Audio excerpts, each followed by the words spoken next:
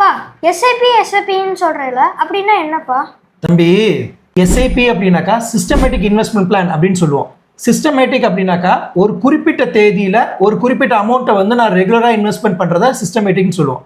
இதை வந்து மியூச்சுவல் ஃபண்டில் எப்படி சொல்கிறது அப்படின்னா, உன்னோட கிளாஸில் 40 ஸ்டூடெண்ட் இருக்காங்கல்ல, ஒரு டீச்சர் அவங்க எல்லாத்துக்கும் டீச் பண்ணுறாங்கல்ல, அந்த மாதிரி தான் மியூச்சுவல் ஃபண்டில் பார்த்தீங்கன்னா நிறைய பீப்புளோட மணியை வந்து ஒரு எக்ஸ்பர்ட் வந்து அவர் மேனேஜ் பண்ணுவார். அவர் வந்து இன்வெஸ்ட் பண்ணி அதை க்ரோ பண்ணி அதை மேனேஜ் பண்ணுவார்.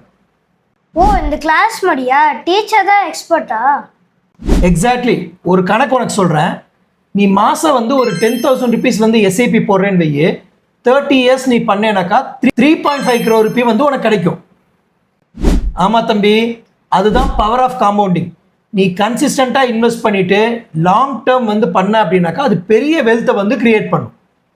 இதை பார்க்கக்கூடிய அப்பா அம்மா நீங்கள் வந்து உங்கள் பசங்கக்கிட்ட இந்த வீடியோவை காட்டுங்க.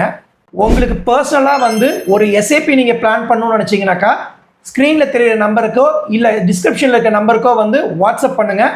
உங்களுக்கு ஃப்ரீ கன்சல்டேஷன் வந்து நாங்கள் தரோம்.